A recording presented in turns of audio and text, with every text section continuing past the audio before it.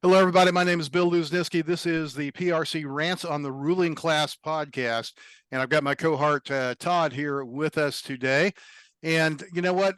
I told Todd earlier I have a rant. I've got some things I've got to get off my chest. I'm going to jump into it. I'm going to lock and load, so to speak. And Todd, you may have to lasso me in or keep me under control or what have you. That's fine. But Go where it may. We'll find out what happens. yeah, because here's the thing, Todd. I've got to start off with something that may shock you a little bit. It may shock a lot of people to hear this, but you know how we've been hearing, over the last number of years about reparations, right?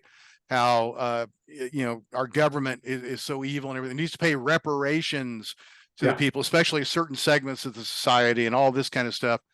And I've always, turned up my nose to it. I mean, it's always based in racism. It's based in all these. I got to tell you, Todd, I'm in favor of reparations. Really? I want to come out. I'm going to say that right now. I want to say it loud and clear. I want everybody to understand this, but it's probably not what you think. I think I probably know what it is. We haven't even had this conversation, but I think I probably know where you're going. Well, the American people, the American citizens are absolutely owed reparations. They're owed reparations from the globalist elite that have stolen our wealth, stolen our future, stolen our legacy, stolen our riches, stolen our children's inheritance. We are absolutely owed reparations from every single United States citizen. It has nothing to do with color. It has nothing to do with anything else. It has nothing to do with slavery, unless you consider us all economic slaves, which we could make a good case for. But Yes. we are absolutely owed reparations. I've been working a lot lately in the Medicare community, and I look at all of these people out there that have reached retirement age, and Todd, it is sickening. It is sad. I mean, we are a rich country. We should be a rich country. We should be in a situation. Well, to give an example, everybody's Social Security check should be at least 3 times larger than what it is. There's no excuse. There's no reason that people should having to be deciding between taking medication or buying food or having to move in with family because they can no longer afford the house that they grew up in. They can't afford the taxes on it or whatever it might be, the upkeep. I mean, all of this stuff is absolutely insane, insidious, and it is evil, and it is absolutely totally unnecessary. Agreed. We are absolute victims here. And hell yes, I want reparations, but I don't want it necessarily from our government, so to speak. I want the world to make reparations to us. Now, everyone's going to come back and say, oh, no, wait a minute, Bill, you're talking protectionism and all that. No, no, no. I'm not saying the United States should be against the world. Don't even go there. That's not what I'm talking about. But I'm talking about a rational return to the things that made us great, that made us an absolutely rich nation, the things that have been methodically taken from us, stolen from us, and pulled away from us. And I want to talk a little bit about that today. We said it, I've said it, and you've said it, we've said it many times here. That I know for myself, when I graduated high school, you could go get a job without a college degree. You could get a job, a decent job, and you could afford to maybe get a roommate and rent a house. You could afford to own a car. You could afford to pay your insurance. You could afford to go out on dates or go out and eat or do these types of things. You could afford to take a vacation every year. You could afford to save up for college. You could do all of these things. And yet today you have college graduates that can't find work, especially in their chosen field, but sometimes can't find work at all. And when they do find work, it's a type of work that many high school graduates used to take, and it doesn't pay enough to do any of those things like it used to, even with a college degree.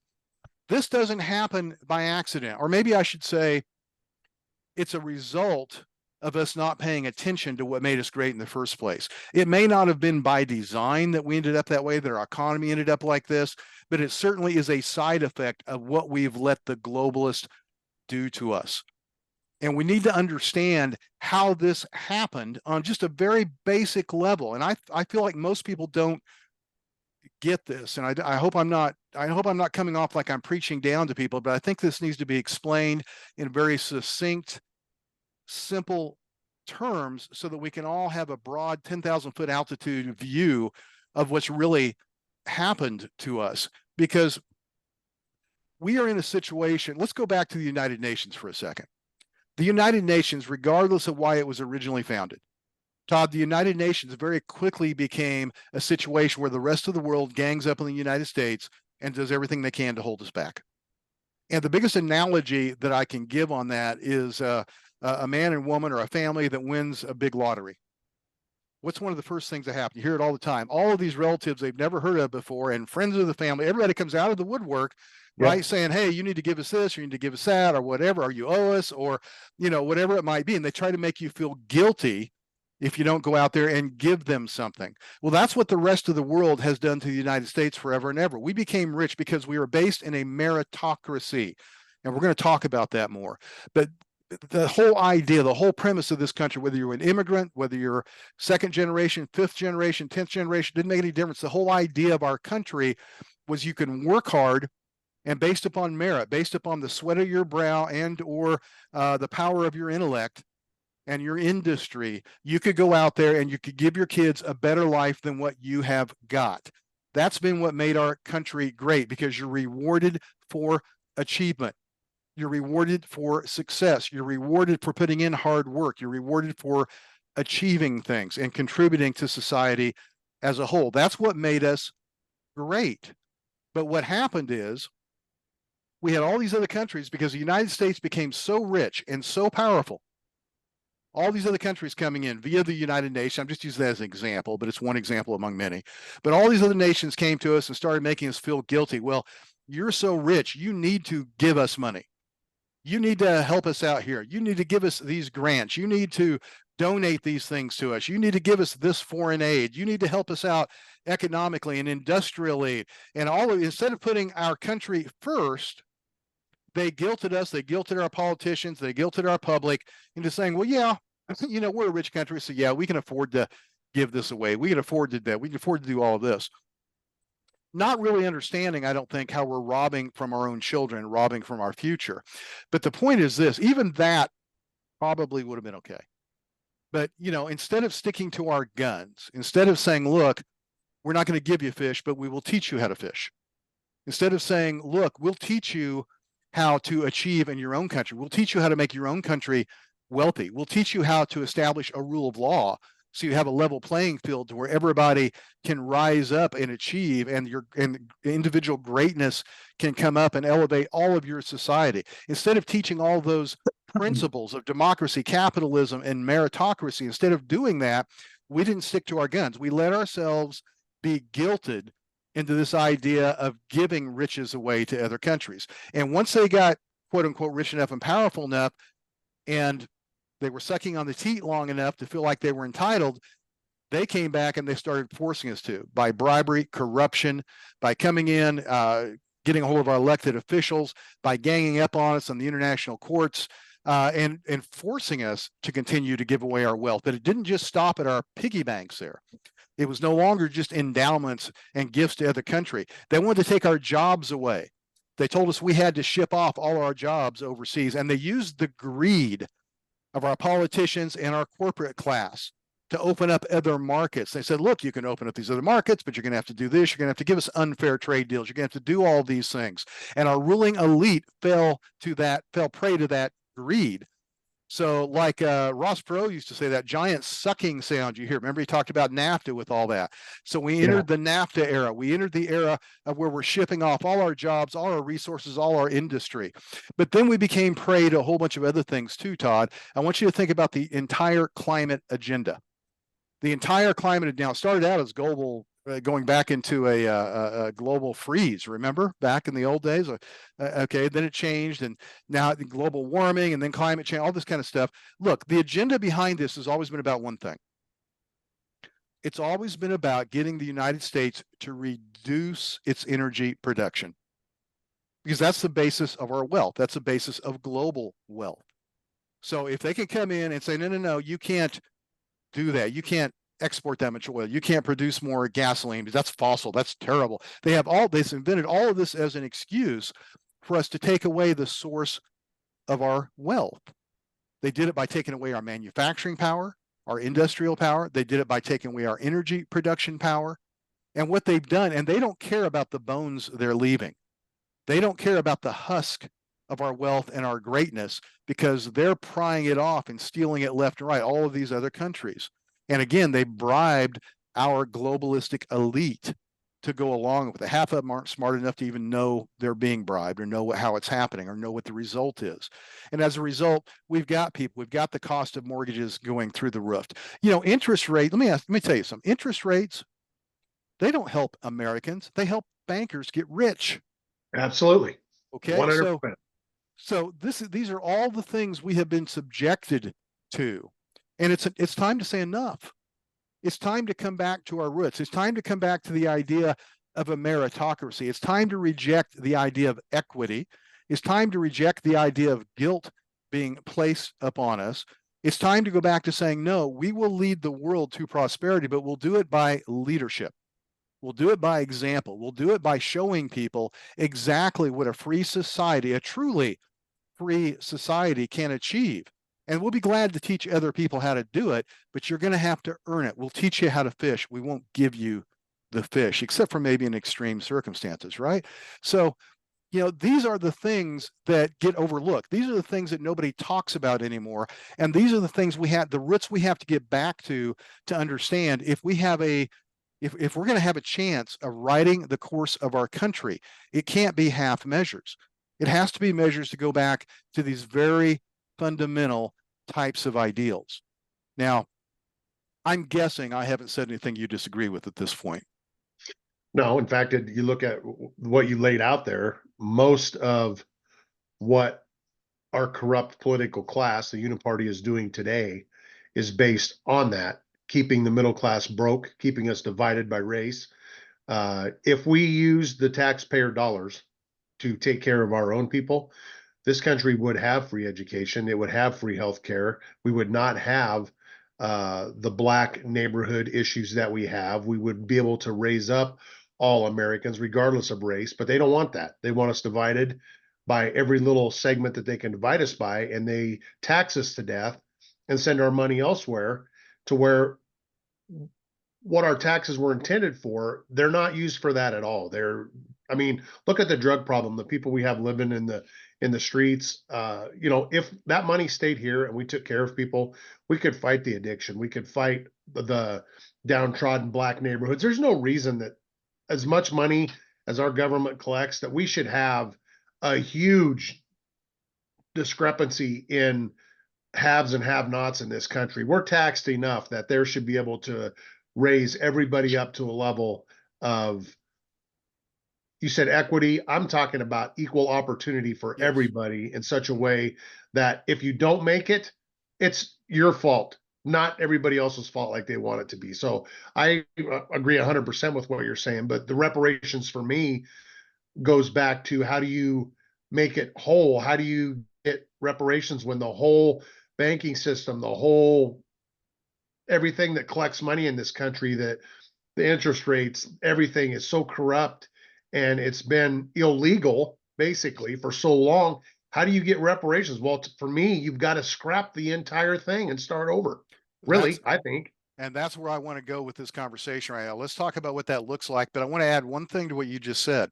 It's not just our taxes. It's not just the economy they set up. I want you to think about a couple of things, whether it's due to illegal immigration or massive legal immigration. Think about all the remittances. People come to this country, they get a job, they send the money back to their families in other countries. That's billions upon billions upon billions upon billions of dollars every single year. Now, I would do the same thing personally. I'm not against any individual that wants to go work hard and send money to his family.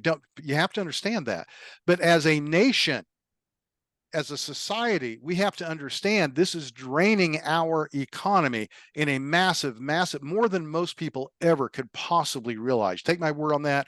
Go do your research, look it up, and understand just how huge a problem that is. Another one is the drug industry. All of the drugs coming into our country. You know how much money that saps out of our economy?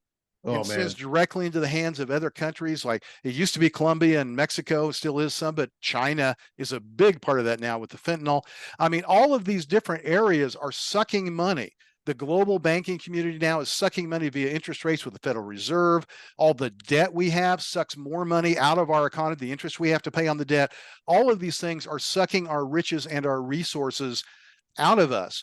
So when you're talking about the fix, understand it's not one fix, and it's not about protectionism, but it is about, in my opinion, coming back and making America first. But to do that, you have to re-envision some things, Todd. For example, let me ask you this. Do you think we should reward companies that go out there and hire foreign employees, take on foreign money, and just use our marketplace to sell goods back to us so they can take our money and send it to other countries to pay labor there, to buy their raw materials there, and to make foreign oligarchs rich? Does No, that make sense? No, it no, doesn't. But how do you stop it? Because you don't want to be protectionist, right? You can do tariffs. There's no reason we shouldn't have fair trade, even though that's been abused, right? That term. But there's no reason we shouldn't have viable trade with other countries. But I'm telling you what, right now in our country, I'll give you one example of how we could look for reparations here, how we could look to repair this. Right now in our country, we have different classifications of corporations.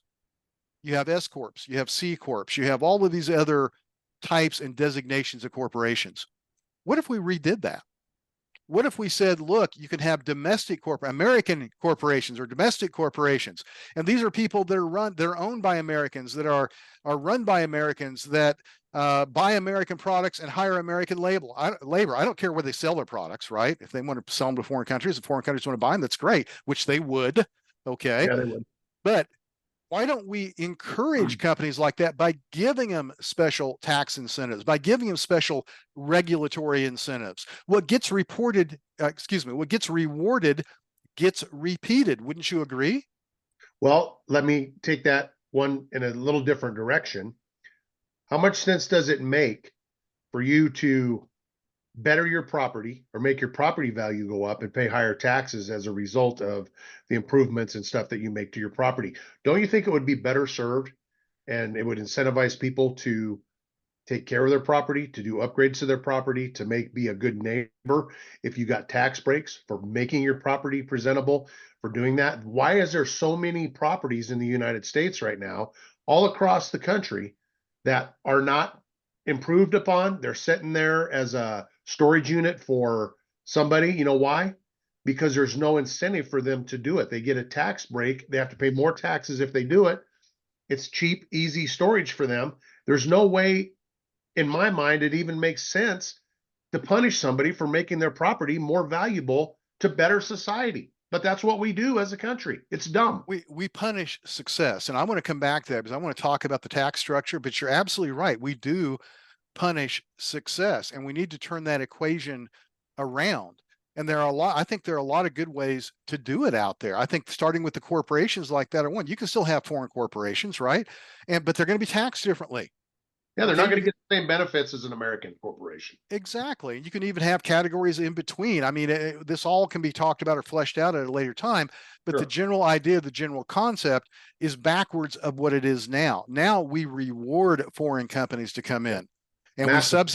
we And subsidize encourage it. their labor. I mean, all of these incredible, stupid things that we do. We don't fight intellectual property theft. I mean, that should be a criteria to be an American company. If you're guilty of intellectual property theft, boom, you no longer have that status. You I mean, lose it. there's all kinds of things like this that have cost us and cost our legacy in tremendous, tremendous ways. Now, I want to get back to the energy production real quickly before we jump into some taxation and stuff, because this is the key, Todd. And Donald Trump, to his credit, he realized this a long time ago, and he's talked about it. He hasn't gone into depth to explain it because I think, let's face it, economics is boring, right? It's hard to, call it evil, whatever. It's hard to go Well, through. most people don't want to hear it. They don't want to Yeah, listen to it. well, exactly. But think about this. Other countries, one of our greatest source of wealth, one of our greatest natural resources are all the energy potential we have here, whether it's the oil in the ground, the natural gas we've got, whether it's our technology we had. At one time, we were the forefront of nuclear technology. We kind of gave that away. You talk about intellectual property theft and giving it away and everything. But all of these areas can lead to us being massive exporters. People say, well, Bill, if you get too protectionist, you have your American corporations, the rest of the world just leave us behind. No, they won't. No, they want our massive markets. They want to do business with us, especially if we're an energy leader, they will line up to come trade with us. And if they want to buy our energy from us, guess what they're going to have to do? They're going to have to get right with us in all these other areas of trade to make sure it works out right. So, no, I mean, it's a huge, huge leverage point. It's a huge point. And this is what the United Nations, the globalists have tried to pound into us, even to the point to where they indoctrinated our children into thinking that we're evil and that, you know, energy Right. production is evil. And now we have those kids growing up being college professors, passing that on and teaching and indoctrinating our kids that become CEOs and all of this crap that's going on out there. No, we need to return to the idea that energy is a powerful resource for the advancement of the condition of humankind. That is a basic fundamental premise. And we have to get back to understanding that and be proud to lead in that sector. But Todd, it's not just that. I read this week, do you know one of the largest helium fields in the United States was just discovered in northwestern Montana? I did. I read I that mean, too. this is unbelievable. And they say that potentially this is not just a little bit bigger. This is huge, absolutely huge. And the economic benefits of that are going to be incredible. But in the current political climate, I promise you, they're going to be people come in there and say, no, no, no, you can't drill for that. You're going to disrupt the environment. They're going to do everything they can to stifle our production and development of that resource.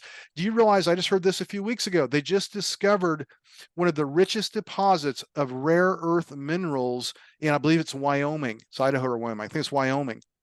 Now, I didn't know that. this is bigger than the helium. This is almost as big as our natural gas production here in the United States, Todd, because right now, one of the richest sources of rare earth minerals in the world is on the other side of the mountains in Afghanistan. And guess who controls that now? China. And that's one of the huge reasons, I believe, for a lot of conflicts in Afghanistan over the years. Wouldn't Also, fight over that ever, would we? oh no, not at Yeah. all. Okay, so China controls that now, which is they're puffing out their chest, thinking, okay, this is great. And you know, if you think about Taiwan being the semiconductor producer of the world, the high tech capital, why is that? Well, there's a lot of reasons, but one of them is because it's very close to the shipping lanes to all those rare earth minerals. So there's resources are right there. Well, now we've got it in our country, and it probably dwarfs what they've got in Afghanistan. Okay, do you understand what we could do by developing this, by taking an attitude of saying, no, we're no longer going to be ashamed, we're no longer going to be guilty, we're going to lead the world, we're going to develop our resources and bring our riches back to our country. So what if you not only have that from the raw material standpoint, but what if that attracts the production back for high-tech development? Do you think Apple would still be going off to China if we had American corporations with favorable taxes to where the cheap labor over in some other country is no longer that cheap and no longer that attractive, and we had the raw materials here? Do you think all of these companies, I mean, we could change the entire incentive base for the way the world economy works right now, and you get immigration under control to where being a US citizen actually means something again. See, here's the thing. I'm not, there are going to be times when we need labor. And I'm not against someone coming here and contributing to our economy for a long period of time. I'm not against them having permanent residential status, permanent residency. But that's not the same thing as being a citizen. And we need to really look at what it means to be a citizen in our country. And again, we can get into the details of that later, but you know, there's nothing wrong with somebody coming in and enjoying all the resources of our country and the lifestyle and the level of living and the quality of living. But they can be a permanent resident. They don't have to be a citizen. Now, I'm not saying there shouldn't be a way to earn citizenship. I don't want to be Switzerland.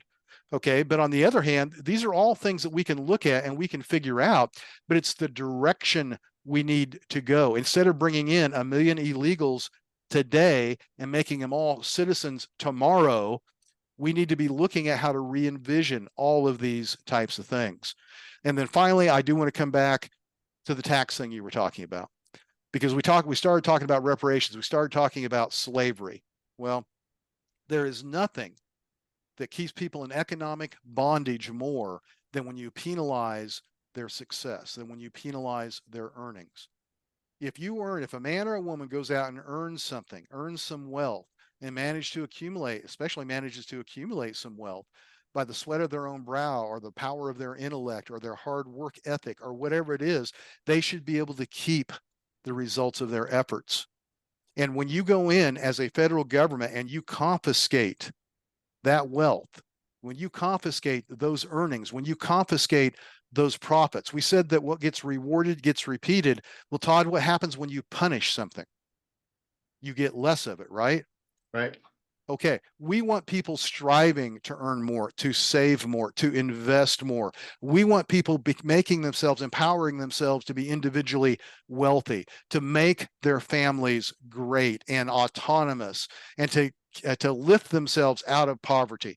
That's what we want. We need to reward that, not stifle it. And the way you do that is you get rid of the income tax.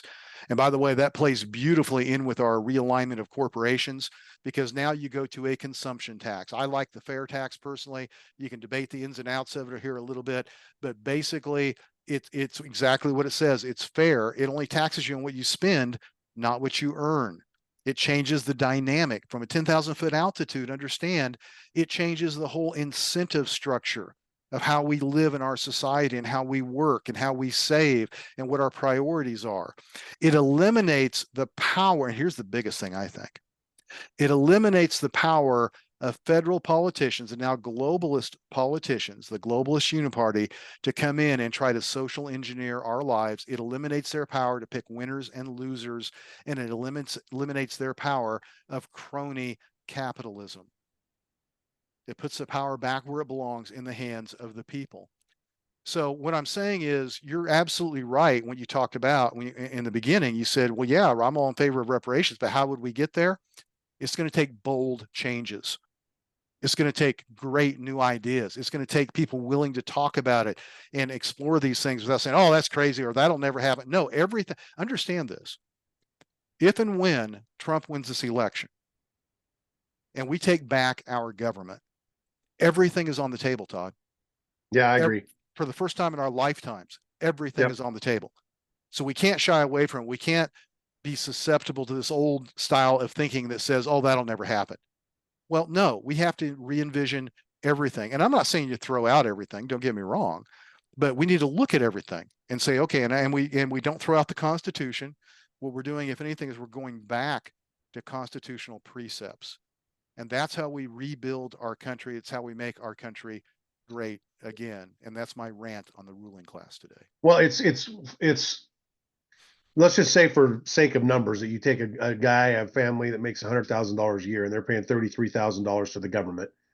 Another That's just an idea, income tax. That's just income yeah, tax. just Sorry. an income tax. That's not paying tax on everything you buy, and you turn that over, it's taxed 7 times or something, they say, before it ends up free and clear of taxes. But if you just imagine what a family could do if they were making $100,000 and they didn't have to work until April every year to pay the government in this country, and they only knew they were taxed on stuff that they bought, new stuff, a fair tax, consumption tax.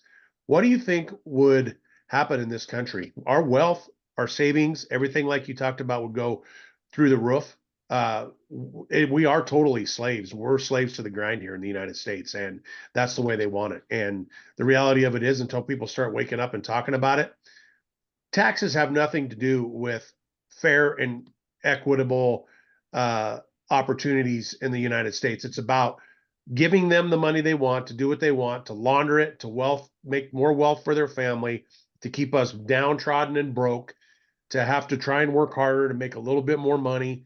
And the system is very, very broke in this country. And until we get a real conversation about the system that is and what could be, I think your segue today is great into the conversation of what needs to be. And I think when you talk about people coming here and having permanent residency, those people will also pay taxes in this country, which now not a lot of them do. Right. And I think that makes it fair across the board, because what it means to be a citizen in the United States today means you're taxed to death. You work more than anybody in this country. You have less time with your family, less time to do what you want to do, and you never get ahead. That's what it means to be a citizen. And you can have your right vote now. stolen. And you can have your Yeah. vote stolen. Yeah. And you have your vote stolen. Yeah. And you're not represented. You're taxed without representation.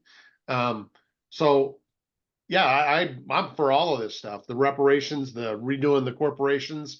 We've talked I don't know if we talked about necessarily on this podcast, but I know you and I have had some in-depth conversations about the corporation structure in this country and what it would do and how we could make it work. But this, what we're currently doing, you know, they say the definition of insanity is banging your head against the wall and expecting something different to happen and then having a big bump on the top of your head.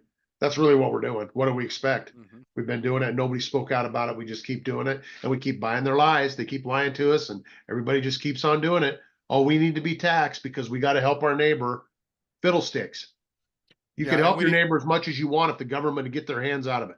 and that should come from charity. Charity can never be forced. When our Exactly right. government gives charity to somebody, understand that's forcing us to spend our tax dollars on charity. That's not charity. Like the Ukraine. Yep, exactly. Okay. Yeah. Charity comes from the heart, and its charity is voluntary. Always, that is the definition of it. So we need to rethink some of these things that we talk about. We need to understand how this has been used against us to guilt us into harming ourselves and harming our future and harming our legacy, and just get strong again. You know, let's get proud again about who we are, about being Americans. Let's get proud of our work ethic. Let's get proud of what we've built and return to building it again, and then teach everybody else how to follow us and how to duplicate us. And I think that's the moral path forward. And if we want to be a moral nation, we don't do it by undercutting other countries and interfering in their elections. We don't do it by holding them back. We certainly don't do it by creating a caste system in our own country to where only the quote unquote enlightened elite have any real power.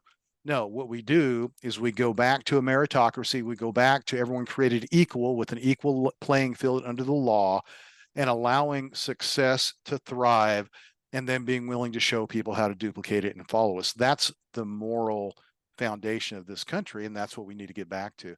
So, and you can do it by taking the federal government out of education, the billions of dollars to be saved there. I mean, there's so many things we could talk about right here and go down, but I think the bottom line, Todd, that I want to leave with everybody is as we go into this next election cycle, there's a lot of room for hope because it's not just about who's going to be president for the next 4 years. Please, everybody that hears my voice, please, please, please understand this. This is about Western civilization. This is about what direction the future of mankind is going to go. That's not an understatement. It's not an overstatement. It's not hyperbole. No. This is literally about the future of mankind. And we need to be willing to take a solid look at it and decide right now, because I'll guarantee you it will probably be generations before another turning point like this happens, before another opportunity for mankind to really come together, for Americans to really come together and say, okay, what do we want the next 50 to 100 years to look like? And we can Regardless decide. of every division, identity politics that they want us to inject in it, forget all of that. Mhm. If you're an American, then now's the time to come together and figure out how we want this country to look. I It's agree. time to lead. It's time to lead. Absolutely.